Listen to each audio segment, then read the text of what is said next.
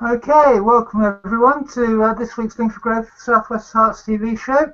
You can contact us via Twitter or using the hashtag SW Herts TV, as you can see below, or Twitter at SW Herts. We'll try and incorporate your comments as possible. We can say Neal's got the local sports news and sports, but unfortunately Neal's lost his internet connection, so I'm afraid you're going to have to lump it and put up with me doing the sports again. But Catherine, you've got a whole lot of stuff about local events and charities, and Chris is out and about. And finally this week we've got Danny Young from Link for Growth Central Herts.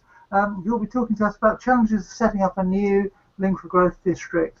So, the main news that Neal was going to talk about this week is news on the Wi-Fi developments in Watford High Street and all the comings and goings that have gone on in Watford. Catherine, you've got a whole stack of local charity news, as usual, I gather, and there's a whole load of fates. Perhaps you could tell us a little bit about what you're going to be talking about. Yeah, absolutely. Yeah, loads and loads of things going on at the moment. There's lots of charity things, Peace Hospice, Three Rivers, Michael Green Foundation, of course. There's also various festivals and village days going on. So, yes, lots and lots to come. Okay. And Chris, you're at home at the moment, but very shortly you're going to be going off out and about, and you're going off bushy direction, sort of thing. Yeah, I'm going down to Oxley Park, where I'm going to be meeting Sandy Baloney, who's doing quite a lot of work for sort of transition town movement type stuff. So it's a lot of sustainability. He's doing things in the River Colne, and he's sorting out stuff in the park, and he's also looking after a load of allotments and stuff down there. So he's really out there doing great stuff in the community. So we're going to find out a little bit more from him, what he's up to. Okay, that's great. And this week we have a special guest. We have Danny Young on the show, and Danny has just set up a new section, or a new district, I should say, in Central Herts, which basically is St Albans and a few other bits and pieces. So hi Danny, and welcome to the show. Hi Diane, thanks for having me. That's okay, and you're going to be telling us a bit later on about the challenges you faced in setting up a new district. Absolutely. Great, we look forward to hearing from it. Okay, so far, or last week, we had quite a few events happening in the Southwest Herts district, including an evening coffee launch down at the Kitchen, which is a regular haunt of the Southwest Herts Link for Growth events. Chris, can you tell us a little bit more, please? Yeah, so Linda Anderson down there, who runs the Kitchen, she's a big fan of Link for Growth, and we already have an event down there, which I think's a week next Tuesday, which is a coffee in the morning. But she thought it would be quite nice to have something for people who are perhaps coming home from work on the train, etc., etc. So we had the first event down there. Well, it wasn't a massive amount of people in there, but we had some very interesting characters who Linda had invited along.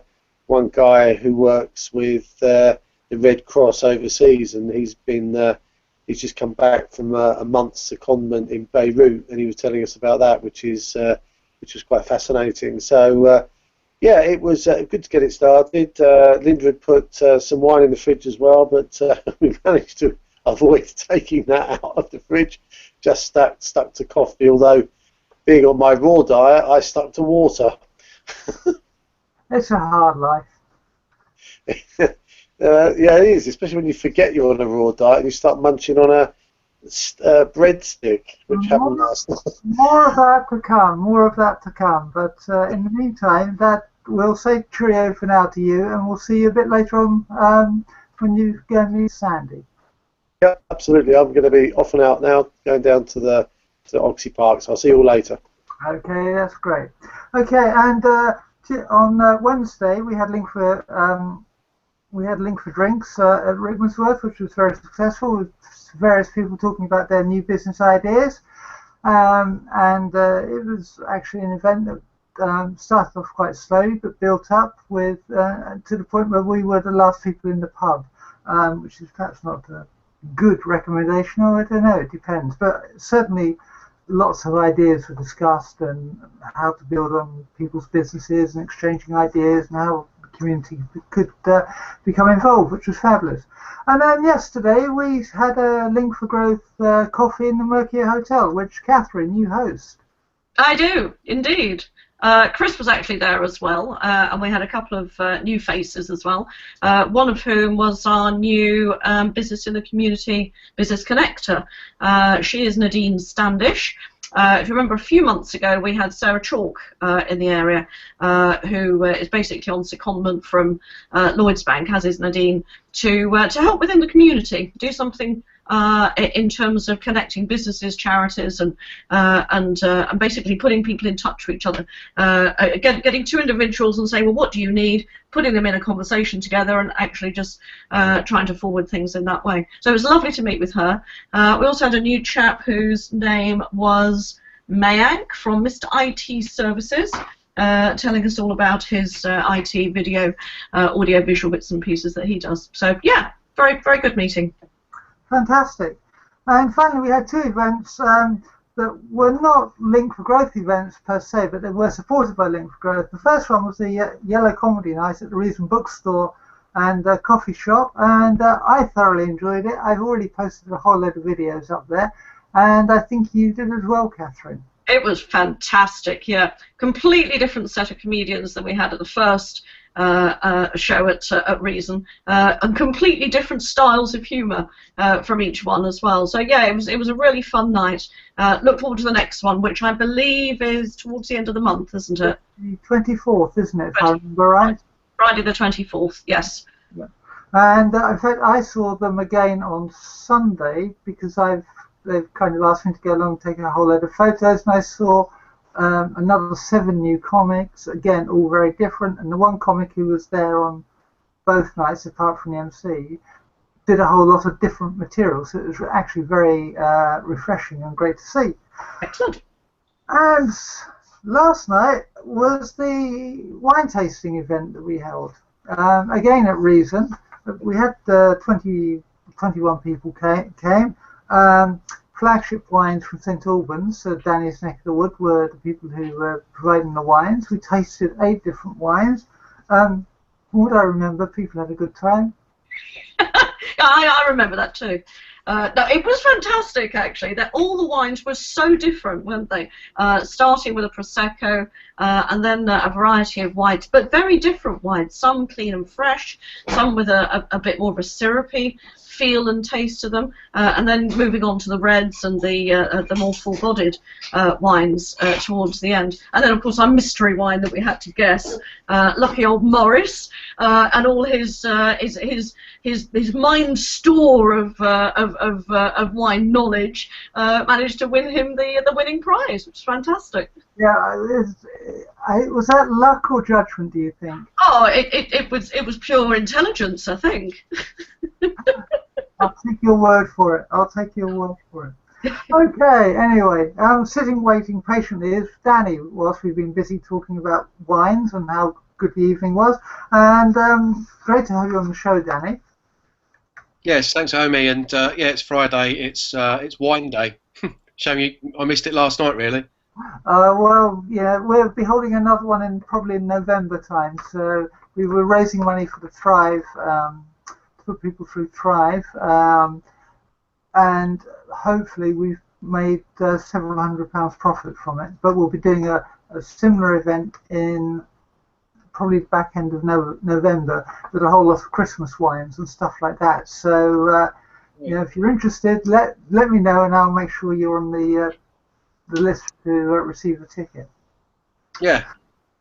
Okay, great. Danny, I know that you run several of your own businesses, such as Founding Success Forever, and you're a Forever Living Products business owner, as well as being a business coach and mentor. I mean, and an online marketer. I mean, that seems a fairly full portfolio of work, and you know, as if you're occupied full time, and yet you still found time to add to that portfolio by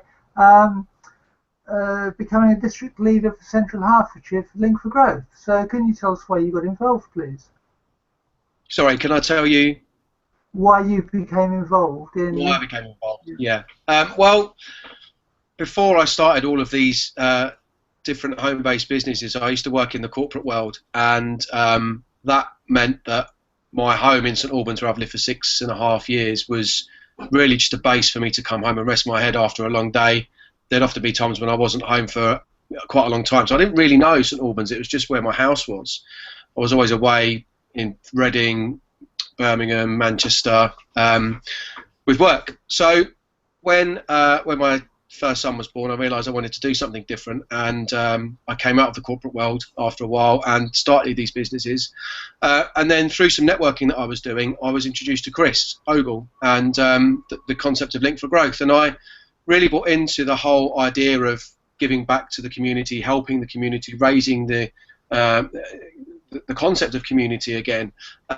Certainly because my children are going to grow up here, and I saw an opportunity to become involved in something where I could help out. So that's where it all started, really. Okay, and then which parts of Central Hertfordshire are you covering? I said St Albans, but it's not just St Albans, is it? Your district does extend over quite a large area. It does, and at the moment, St Albans has been, or so far, St Albans has been the focus. But it extends out to Hatfield, Welwyn Garden City, Harpenden, and the kind of surrounding areas in the Central Herts region. We're looking to kind of grow out there through, just through the connections that are being made. Okay, that's great. And I mean, you've only established the district for what, the last 6 months or so? I mean, I went to the launch event, which was February, wasn't it? January? Yeah, I think it was February. Certainly in the colder months, anyway. Yes, because we had that nice roaring log fire in the beach cafe going. But so, what have you found to be the biggest challenges in this first 6 months? Because of course, you speak to Chris, and he doesn't necessarily remember them because it all happened 2 or 3 years ago, and it was sort of like very much an evolving thing. This time, as it were, you have a kind of, hopefully, a kind of guide in that you can see what other people have done. But of course, you've still got to set it up and do your own thing. Yeah, sure. I mean, for me, I think, although I have used my social media channels, which is how I've grown Link for Growth, or established Link for Growth in St Albans, I've just by posting on social media predominantly, very much positioning the events that we've been running as community building events primarily. I'm not sure that if my background, because I do so much business networking, it tends to draw in business networking people, and a lot of people come to network for business, but we do get some local community people as well. But I think one of the biggest challenges is to kind of make sure that the Link for Growth events that we run are differentiated from the traditional business networking events that are out there, because that's not what it's about primarily. I mean, it's very much about supporting local businesses and connecting local businesses, but there's more to it than that. So that's one of the challenges, I think, is just trying to make sure that the correct messages are being pushed out. But I've got great support from Chris and from Paul Violet as well, who always come along and quite often will give a quick 5-minute overview for everybody that's there. What we're about, why we do this, and what we're looking to do. And I guess the other thing as well is trying to get people bought into the concept of getting involved and assisting beyond becoming a subscriber, but actually coming up with ideas and taking ownership of some of the initiatives that we want to run. But we are going to be, Chris and I have been talking about doing a big launch, which is going to be coming up in the next month or two. I'm just working on some of the detail, and then we'll have a really big push, and we'll have a fairly big event and invite a lot of people to come along to that and really try and get some momentum going. Yeah, so it's getting momentum going, because of course, as you said, there are lots of different networking groups, be they the more formal, rigid type of structured events such as BNI or 4N, to us, Link for Growth, where it's a much more informal affair, isn't it? So I suppose it is a kind of, how do you differentiate and how do you explain the difference between, say, BNI and Link for Growth? Yeah, I mean, they are almost poles apart, really, BNI and Link for Growth. I'm a member of both, and both I love doing, and they've both got a very, very specific place in terms of what they're there to achieve. But yeah, it is an education piece that needs to be put in place. Link for Growth is new to quite a lot of people, but as that message grows and spreads organically, as it's been doing so well over the past few years, then more and more people will understand what we're here to achieve. Okay, so we've talked a little bit about some of the difficulties, but what has been the real pluses for you of starting the district?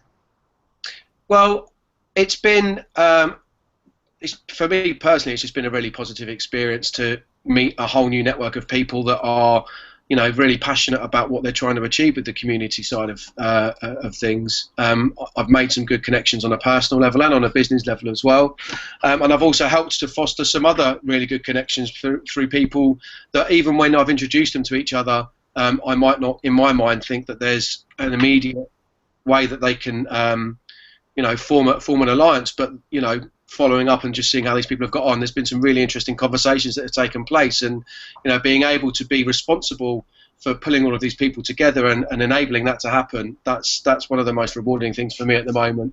And now just looking, as I say, to get more people involved so that we can cast our net a little wider and help more people. Because I've been to your event at the Beach House on several occasions. I think I've been to virtually every one, and it's a great place to meet, isn't it? It's central, it's a nice atmosphere in there and everything. Where else do you meet? The Beach House has been the main venue. We have also had a few events at a Metro Bank, which is just a few doors down on St Peter Street in St Albans. Chris is the guy that runs Metro. He's very, very supportive, and Chris and I are going to go and see him again next week. Kind of look at how we move that forwards. So far, we've predominantly been doing the Link for Coffee events in the mornings, and they've been one a month at the Beach House and one a month at Metro Bank. And we're talking to a couple of other venues now about some Link for Drinks as well, which we're trying to get off the ground. But they're still very early stages, and I'm hoping to announce those in the next few weeks. Okay, that sounds great. And what about in the other towns in the area, Harpenden or Welling and Hatfield? When do you think you'll be heading out more in that direction as it were to spread the footprint? Yeah, well, I kind of feel like we're getting to a stable position in St Albans now. There's still a couple more events that I want to get up and running, and I'd like to get the launch done. I think the launch will give us the momentum then to start spreading the message out a bit further and wider. With all of these things, it's often a challenge of the bandwidth and availability that you have, which is why I'm really interested in trying to get more people involved, perhaps in those areas, so that they can come under Chris's wing and my wing, and we can coach them about how Link for Growth can grow in those areas. I'd hope it would be probably in the next 3 to 6 months, but as soon as possible, really. I don't really have a time frame on it definitively. Let's just get the momentum really going in St Albans and then start to spread it out a little bit wider. Yes, okay. That seems a perfectly logical strategy, doesn't it, when you think about it? If you can build, because St Albans probably the biggest town in your district, or city, I should say, in St Albans' case? Yes, it is. By quite a way. So, are you doing all this on your own, or is it that you're relying very much on Chris and Paul, who you've already mentioned, to give you support? Are there people within your district, as it were, because they're both kind of national or semi-national, regional figures within Link for Growth? Are there any local people giving you help and support at the moment, or are you having to do it all yourself? So, in terms of the events, the guys at Metro Bank, they picked up the baton and decided to, invite their own network, which was fantastic because it allows us to reach out to different contact pools. I've started some conversations recently with some local organisations that are looking to give something back to the community themselves. So we've got an organisation that is helping mothers on maternity leave to understand their options about returning to work versus setting up their own business, which is really, really helpful, because I know that a lot of mums, they kind of struggle with that concept of, my maternity leave's coming to an end. Do I need to go back to work, or is there another option so I can be at home with my children and still earn? The concept of kind of going to work and earning a salary and then handing that over to a nursery and not having that much left to show for it, plus you're not spending any time with your children, that can be quite a worrying one for mothers.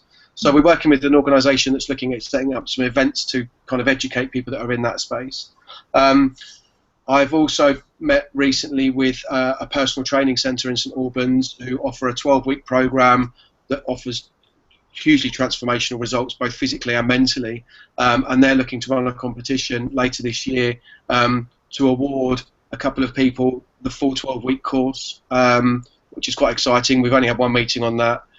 So there are people that are starting to get involved, and conversations are ongoing. I'm also, as I've said a couple of times during the course of our conversation, Diane, I'm looking for people that want to get involved in setting up their own events and taking charge of getting people along to those. But things are going in the right direction, and as I said again, the launch will really give us a platform to move forward from. But we've got we've got the website that I'm looking to get up and running, and I want people to be able to feed in their own contributions to that, so that's kind of self-sufficient. And then a newsletter that's going to be going out as well to the subscribers and those that come along to the events that we hold. Oh yeah, that all sounds really good. So what events have you got planned over the next fortnight? We have our next coffee morning at the Beach House on the 30th of the month. So that will be starting at 10 o'clock till 11:30. We normally have 15 to 20 people that come along to those, and if anybody's watching and wants to come along, you're more than welcome. It's free to drop in, just grab yourself a coffee, meet some local people, some local businesses, and have a chat, and find out how people are and what you can do to help, or what they can do to help you. Those events do run regularly. We're looking to see what we're going to be doing at the Metro Bank and getting those events up and running, and then as I mentioned as well, we've got some Link for Drinks conversations that are in the pipeline with a couple of venues, but they're still very early stages, and I'm trying to get those bottomed out in the next sort of 2 or 3 weeks. Okay, well, when you've got those sort of like more finalised and you're in a position to launch, perhaps you can come on and tell us more about those then, so that we get an idea of what's happening, because St Albans is not that far away from us here in Watford. No, we love to have you over, so yeah, we'll certainly keep you informed. Okay, that's great. And of course, I should say that the Link for Coffee that you hold, although it's supposed to end at 11:30, I don't think I've left there before 12:15 on any occasion. No, people always tend to sit back, stay back a little bit, and that's the beauty of Link for Growth. There isn't any hard and fast agenda. People can come and go as they please, and people do tend to get there pretty early, and they always seem to stay a bit longer, which just shows that there's something good happening there. Yeah, exactly. Okay, well, thank you very much, Danny, for that and telling us all about your trials and tribulations, and more importantly, successes in the Central Herts district, and how you're setting it up. And good luck with all your future plans. And we look forward to hearing about the launch and the drinks evenings and the other coffee events that you hold later in the year. Brilliant. Thanks, Diane. It's been a pleasure. That's okay. Thank you, Danny. Bye.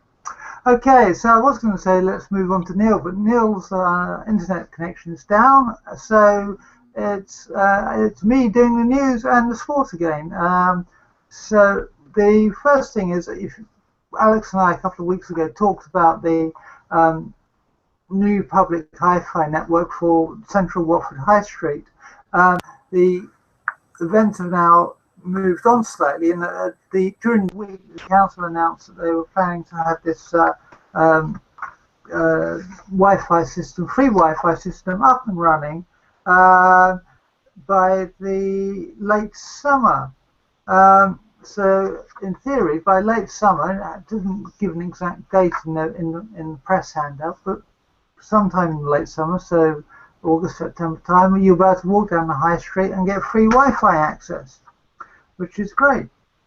The other thing is, Three Rivers District Council, if you may remember last week, we talked about how the success of some of their schemes meant that they were removing clothing bottle banks, partly to save money, but also partly because the usage was going down because of the recycling collection scheme they have running was so successful. Well, what they've announced this week is that they are planning to end free recycling for community centres and sports clubs. So that's perhaps not such good green news as we've had in the past. It's still, details are still to be finalised from the reports I've read, but it looks as though that could be an ongoing story and maybe something very much that Neal and other people in the local green and environmental sectors want to get involved with. I'll be back a bit later with some sports, but in the meantime, Catherine, it's summer. It is Summit, yes, it is. And there's lots and lots going on. Lots of villages deciding to have their special days, their times of celebration on the green or in the church hall. I'll start with Chorleywood are having a village day tomorrow. I was just looking up the time. It is from 12 noon till 4 o'clock.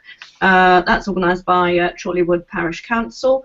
There'll be lots of stalls, there'll be lots of sponsors, lots of things for families to enjoy. So go along and support them.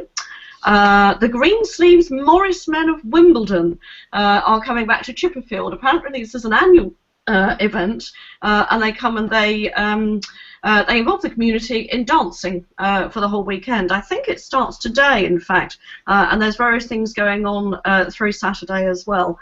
I'll post up the link for the website for that so you can see what's going on and when. But yes, they'll be on the green in Chipperfield, and also I think at the Windmill Pub somewhere nearby as well. So I'll post the link for that. There's also Bushy Festival, which is now underway. I think it started last weekend, I may be wrong. There was a beer festival at the King Stag in Bushy. And the Bushy Festival actually goes on for a couple of weeks. Lots and lots of different events going on at some of the schools, at Reveley Lodge, at St James's Church. There are concerts going on. There's a whole programme of events going on. Also including events at the Rose Garden, King George Recreation Ground, and as I say, local churches and schools. It's going to also include, in fact, again, I think that starts today, the beer festival at the Three Crowns. I thought you'd mentioned that. Which sadly I don't think I'm going to be able to get to. Nick is desperately going to try and get to it at some point, but we are pretty busy this weekend. But yeah, that starts today, going through till Sunday afternoon. There's a whole array of local of real ales on there, and lots to celebrate in the garden. He's usually got a barbecue in the garden there as well. So yeah, gosh, what next? Well, there's the Michael Sobel Hospice. Yes, they are having a vintage affair, not a fair, but an affair. This is on Sunday from 10 till 5. Pound entry, all day kids are free. It will be held at the Michael Sobel Centre, Mount Vernon Hospital in Northwood. And again, this is a whole celebration. There's music, there's stalls, live music from Tony Oliver Jazz Band, amongst various other things, vintage stalls including clothing, bric-a-brac, china and jewellery. So, there's also Red Cross massages going on there, so that'll be a little bit different. Classic cars and Jimmy Jamtop's Bear. Don't know what that is, might be worth going along to have a look. But that's on Sunday between 10 and 5. Okay, and of course now the weekend's coming up. The weather forecast looks as though it's not going to be as great as it is now, so it's great weather for a festival. Absolutely, yes. Now there is a festival that I know of, and it starts today, so they're all going to be pretty scorching up there this afternoon, but this is Chillfest. This is a festival that's held up in Tring. It's actually in Pendley Meadow, Cow Lane in Tring, and it's a bit of a celebration of 80s music. So if anybody remembers Billy Ocean, ABC, Bad Manners, Shack Attack, Shalimar, they're all there over today and tomorrow, along with a very well organised set of stalls. So there's food and drink, a real festive family spirit going on there. And yes, we will be there tomorrow afternoon to enjoy the fun, so I'll tell you all about that next week. Okay, and there's a police concert on the 13th, which is Monday. There is an unusual one, Monday the 13th, 7:30 at All Saints Church, the Green, Croxley Green. Entrance is free, but there will be a retiring collection. Yeah, it's something a little bit different. Hertfordshire Constabulary Choir. I'll just read the little blurb. After 2 hugely successful evenings, the mixed voice choir return to All Saints. Hear them perform a wide variety of music, from classical to modern music and pop. So, yes, they're including Mozart, ABBA, Andrew Lloyd Webber and Sir Arthur Sullivan, amongst others. So an eclectic mix, definitely worth going along to have a look at. That's All Saints Church on Monday. Okay. Well, I can see Chris is down waiting for us, I believe. Chris, have you got Sandy with you?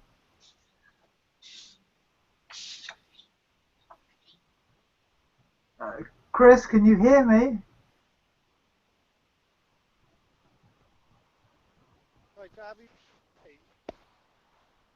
Chris, we can hardly hear you.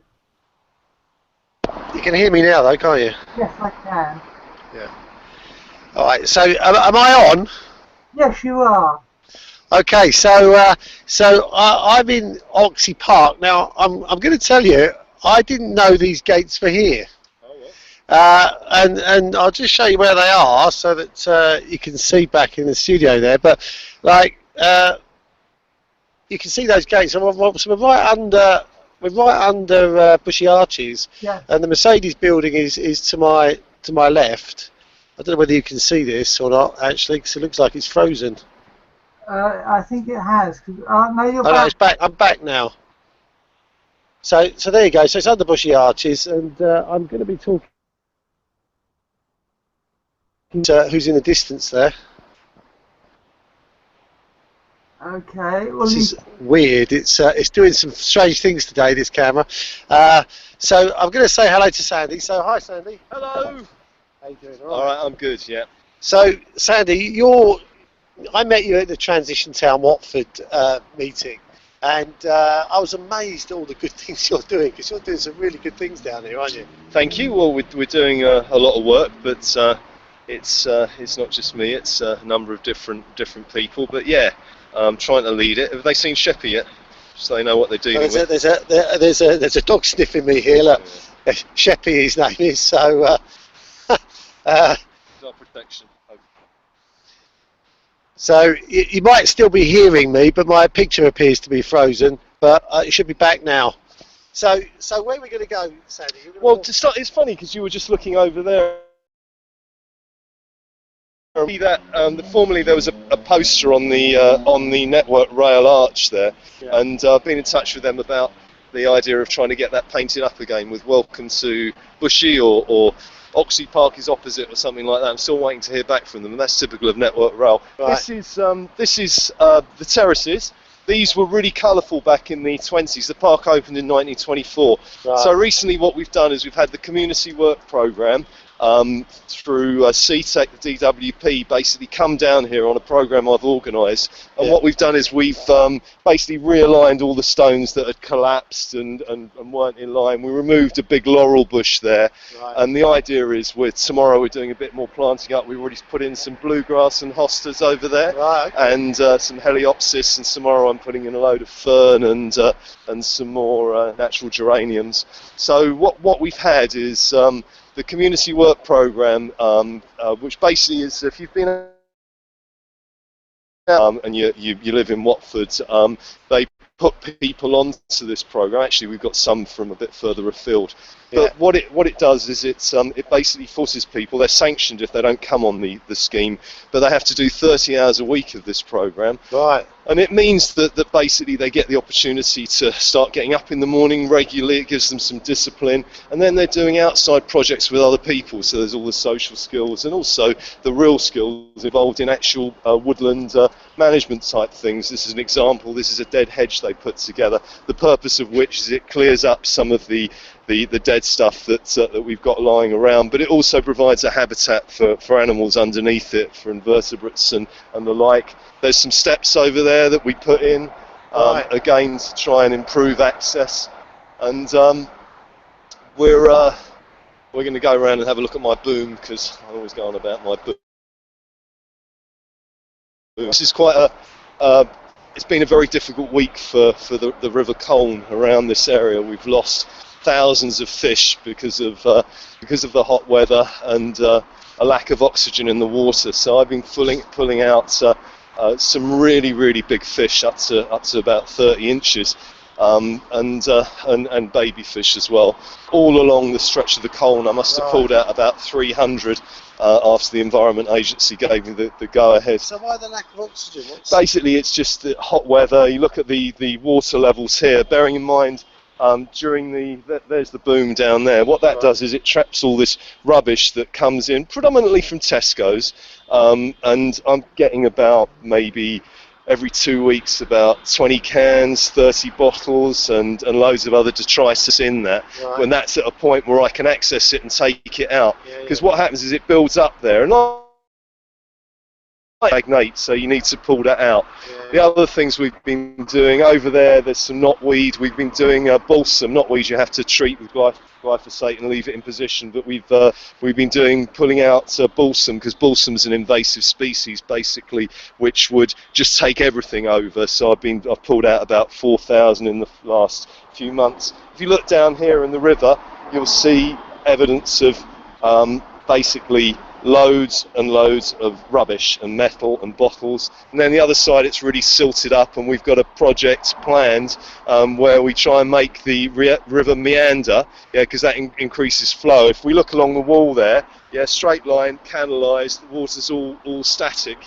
What we want is for that flow to increase, and then you wouldn't get all that sediment in the water, and that should help with the quality of the water. So we've park, which we're currently engaged in with the community work programme. I'm pleased the community work programme are now going to allow me to throw things out of the water at them. They'll be able to work bankside. We can't have them in the water because health and safety and insurance, they wouldn't allow that unless they wanted to volunteer to do it in their spare time, and right. I haven't had anyone do that yet.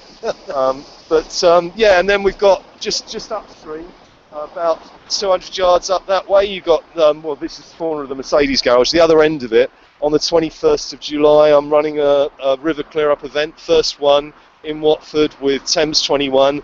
It's a Thames 21 badged event. Thames 21 are doing the insurance.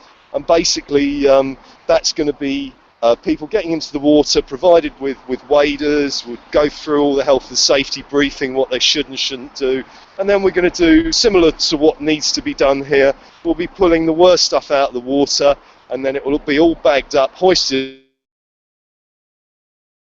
up. And I've got agreement from Wix to use some space in their car park for all our kit. And Mercedes giving me the go-ahead, and we're just basically creating a path down to the river there. Tyres and everything in here.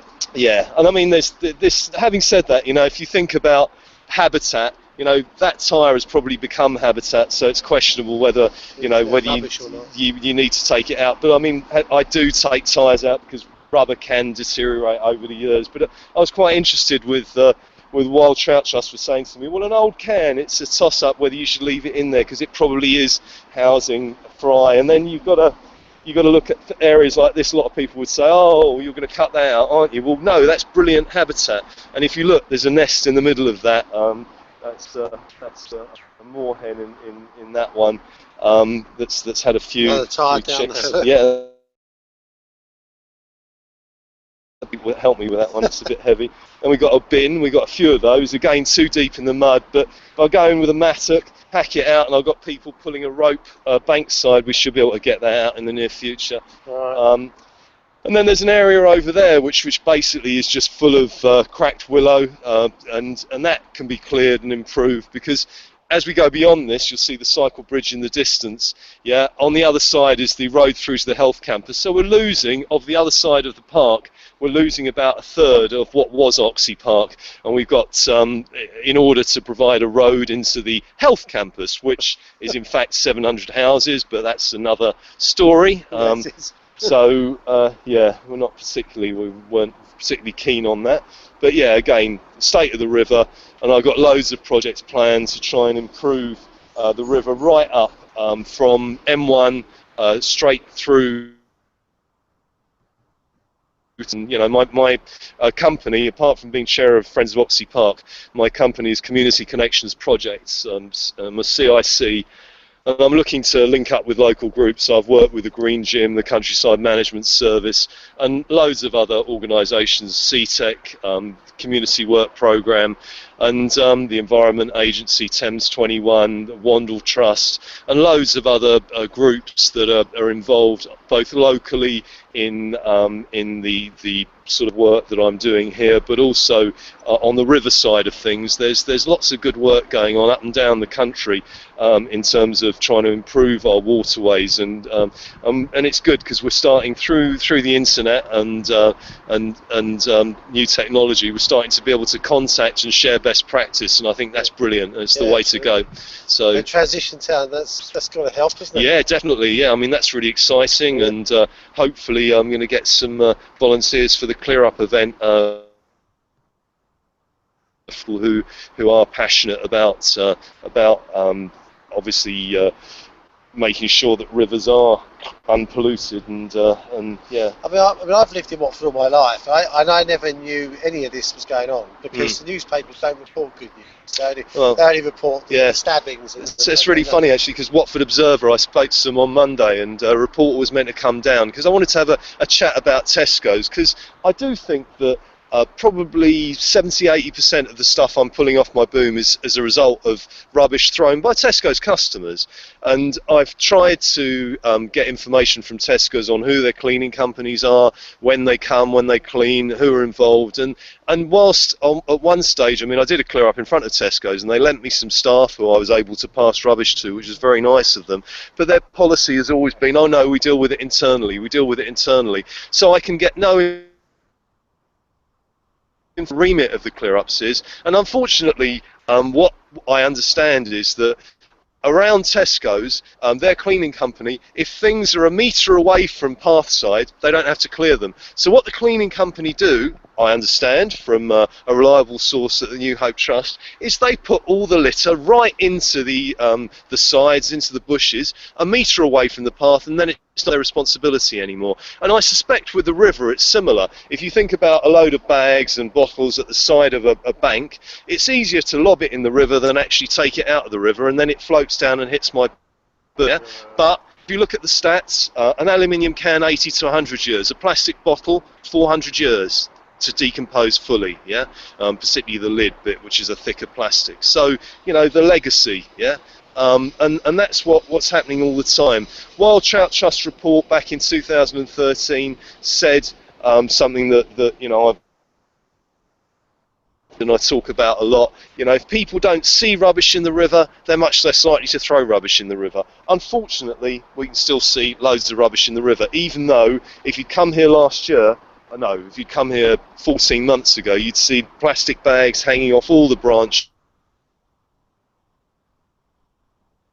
Kayak and went along and basically took all the bags off and started to get involved, and that's basically was the starting point of me trying to set up community connections projects and to get involved in this type of work. So yeah, let's show you some other bits of Oxley Park, if it's all right. Does this work for you? Have we still got time, Diane, or do you want us to wrap it up? Well, another minute or so, but another minute or so. Oh, another minute. Okay. What we should say. Okay. Well, pathway improvements. What we're trying to do is, this is Oxley Dell. Yeah, we've got a couple of entrances which you can't see straight up through there onto the Eastbury Road. We've been working on the other side of Eastbury Road on St Matthew's Church, which has worked really well because they provide us the church hall to use for lunch and for the toilet for the community work programme, and in exchange we have been doing gardening work for them. But the plan is, just about 50 yards along here, we're creating a pathway straight up to the Eastbury Road St Matthew's Church with steps. So if you need to get up to the Eastbury Road Bushy Station, the quickest way, if you were here in the future, will be to walk straight through there and up some steps. That's part of one of about 6 paths that we've got planned for the park through the community work programme. Tomorrow morning we're on the terraces planting up some more stuff. I just collected a load of geraniums and ferns, and we're putting those in. And I'm also hoping at Paddock Road allotments the community projects going there, and I'm just keen for people to get in touch if they're into doing voluntary work, if they're into community work, if they want to share any of their knowledge or give any of their time or expertise, or if they just want to talk about what's going on and how they can try and do similar things or teach me something, because I think one of the things you have to acknowledge is that I remember going on a woodland management course, and one of the things the guy emphasised is that every day he's learning something new, and that's, I think, is the attitude that what I appreciate most from being on that course. And I think with all this stuff we've got so much to learn and so much that we can improve. Well, that's it. Thanks. Thanks ever so much for talking to us, Sam. No problems. It's been really good. And you did some great work down here. This video will go up on the community TV, and I'll jot you an email and show you where it is, because cool. Lovely. Start to share it and share what you're doing. Excellent. Good stuff. All right. Thank you. Hey, no problem. You're welcome. Okay. Chris, at some point we're going to have to try and have a word. We can do the allotment sometime. Yeah. We will do the allotment sometime. So. Okay, Diane, so that's me down here in Oxley Park. Can you still hear me? Well, I can. I was just going to say, Chris, that at some point we need to get someone from Tesco's to answer those allegations. We need to give them the opportunity at least to answer them. Oh, what you mean, the allegations about the Tesco? Yeah. I'll keep it in.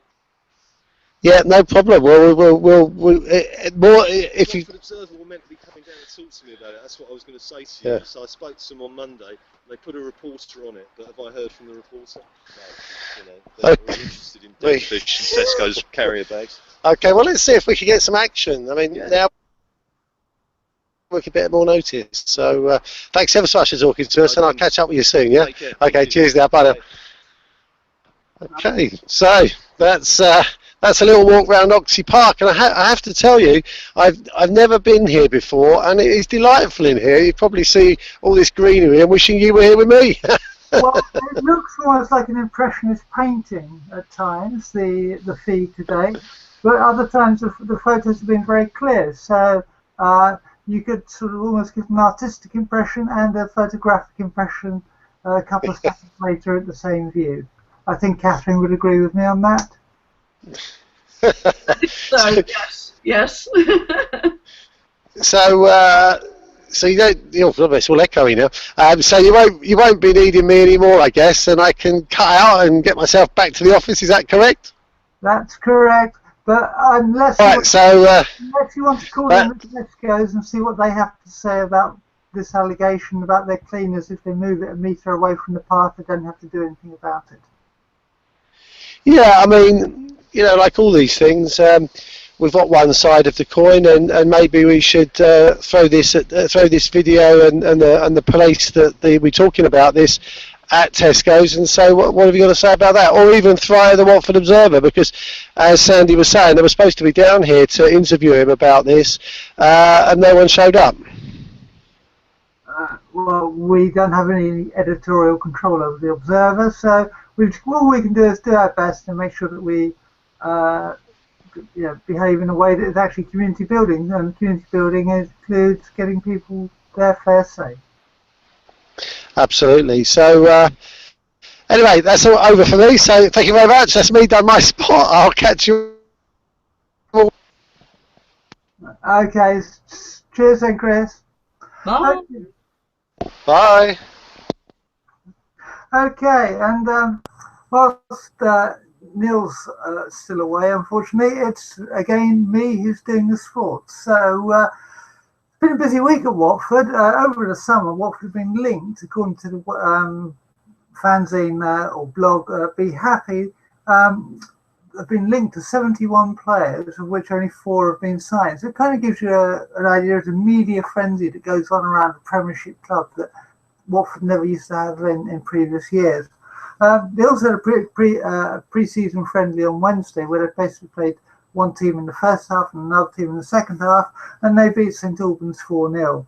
And there's actually some good news for Watford ladies. It turns out that their 1,102 attendance for the opening home match of this season against Aston Villa on Vicarage Road was not only their record, but also the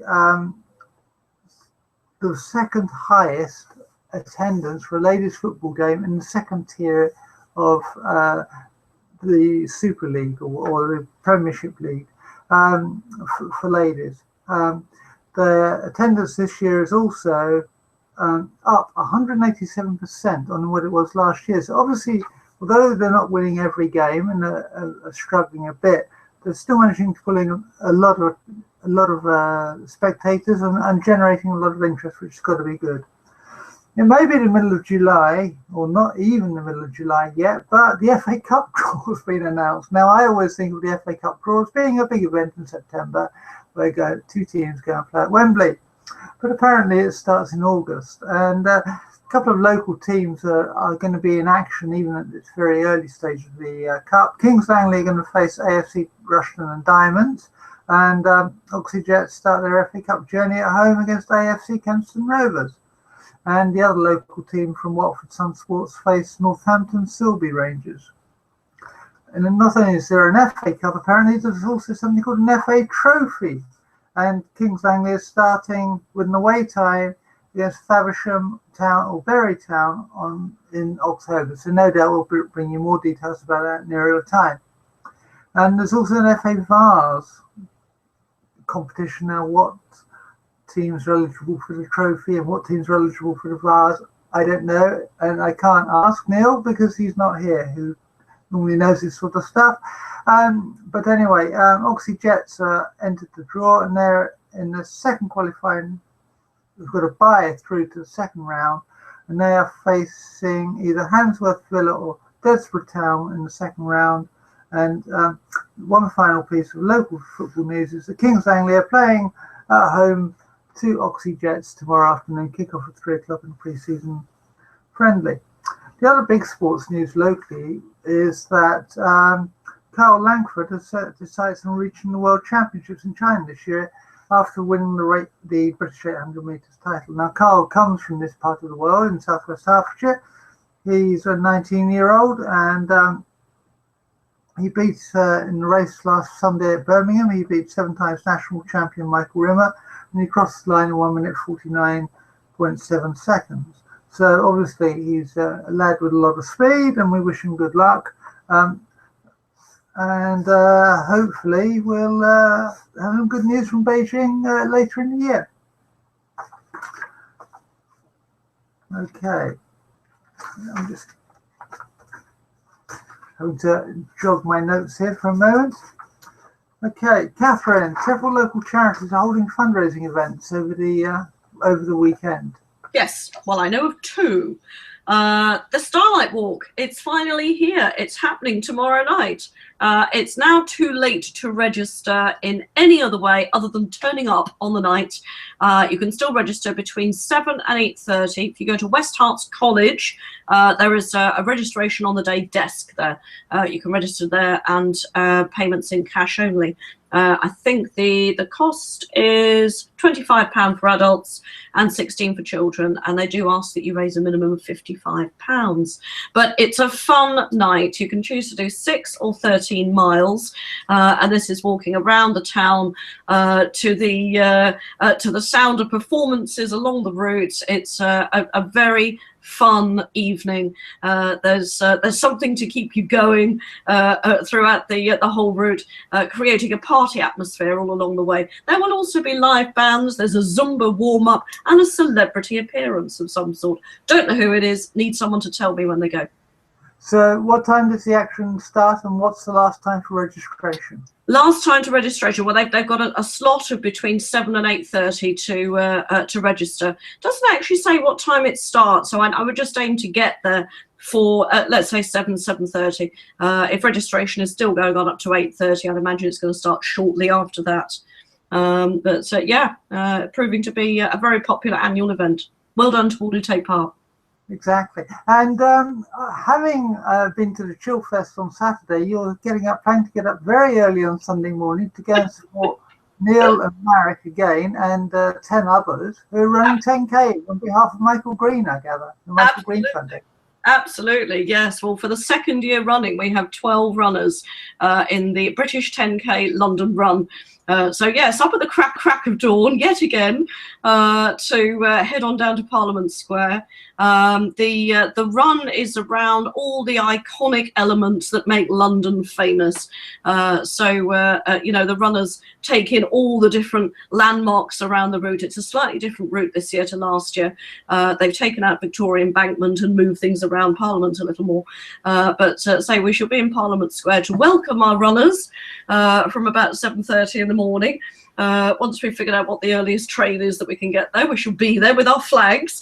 Yes, we've got Neal running, we've got Marek running, we've got Varsha and her husband Sandeep running as well.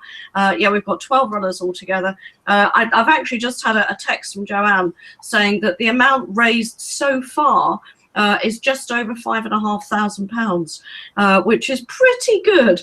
Bearing in mind we're not quite there yet. We did ask, we've been asked for the registration for all runners to raise a minimum of £175 each, and some of them have way exceeded that. It's absolutely incredible. So we're very grateful to all who are taking part. Look forward to seeing you all on the day. There'll be a big group photo, so we can post some of that information on the website next week.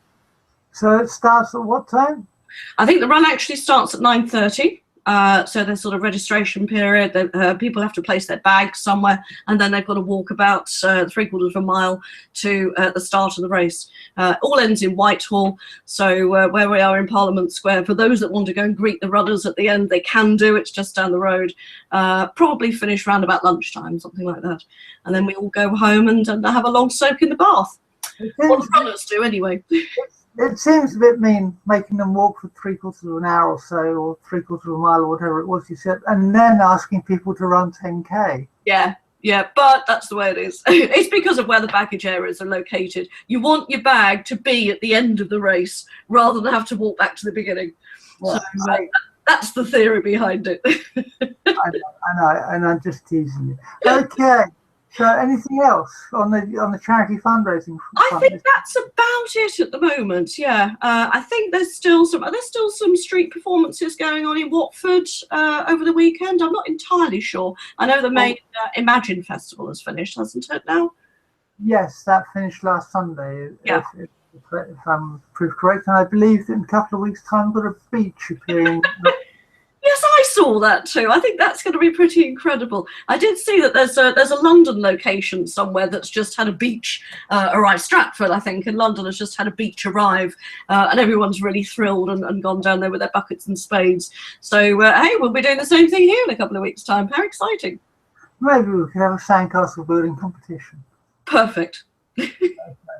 Anyway, we've got another, the National Photographic Competition is still up and running. So what we're looking for is photos of plants or trees in urban settings. And the idea is that you look at various bits and pieces, look around, and you take in all and you notice these bits of beauty or isolation, or natural growth and everything inside an urban area, and what would appear at first sight to be a dead kind of zone for any kind of life. I've posted some new photos up there which will hopefully inspire a few of you. And if you do enter, please remember to add the hashtag L4G Photo 2015. Okay, and as usual, we've got another week of quite a few events for Link for Growth. Tomorrow, hopefully Alex anyway, and I will be in the market between 10 and 11:30. So if you want to come along for a chat about some of the stuff that Link for Growth did, that'd be fabulous. On Monday the 13th, we have a coffee morning event on the Reason Cafe on the Parade between 10 and 11:30. It's usually a very well attended coffee morning, this one. It's usually lots of interesting people come along for a chat, and it's well worth coming along and speaking to Chris and finding out a little bit more about Link for Growth. And then on Thursday, we have the Waffle Link for Drinks, which is back at the Moons pub this month, following its refurbishment last month. As usual, we're starting at 6 o'clock. And we usually have anything between 15 and 30 people are attending, and people come in and drop out and then go, come back, and all the rest of it. And they're usually very, very good events indeed. And finally, Catherine, I gather you got another restaurant review for us. Oh yes, this was an easy one actually, because we were there last night. We were there before the wine tasting where we had a meal, and then we went back afterwards for a drink. This is Columbia Press in Watford High Street, a stone's throw from Reason Cafe. You can't miss it. You head from the pond towards the flyover. It's just there on your right. A little word of warning: Friday, Saturday night. If you love loud music and lots of blaring music and big crowds, that's probably not the night to go. If you love that, then fine. But the rest of the week, lunches, evenings, it's a lovely place to go and have a good meal. They do a fantastic steak, proper pub grub at really good prices. And you'll often get a deal where your meal includes a drink as well. They're a Wetherspoons pub. But they do different real ales and ciders to the Moon Underwater down the road. The real ales that they had on last night, I don't even know if I can say this. They had Fanny Ebbs, which is a Tring brew. They had Mutiny from Rebellion Brewery, and they had Naked Ladies from Twickenham Brewery. The ciders are much more sensibly named at Black Dragon and Mavericks. They are both brilliant. As I say, they do a fantastic range of food. Little tiny bit of history. But Watford obviously had been established for many years as a print town. Printing in Watford, it involved a chap called John Peacock, who opened a printing works in 1820. His printing press, imported from Colombia, was used to print the first edition of the Watford Observer. That press is now in Watford Museum, and that is why Columbia Press is so called. Oh, that's fascinating little history. Maybe you should talk to Paul Roberts about that. That could be a much longer conversation. True. Okay, well, on that note, I think it's time to say goodbye, unless you have anything else to add. I'm good. Just go along to a village festival somewhere. There is so much going on at the moment. You can't fail to find one. Okay, well, on that sunny note, we shall say cheerio and have a good week. Bye.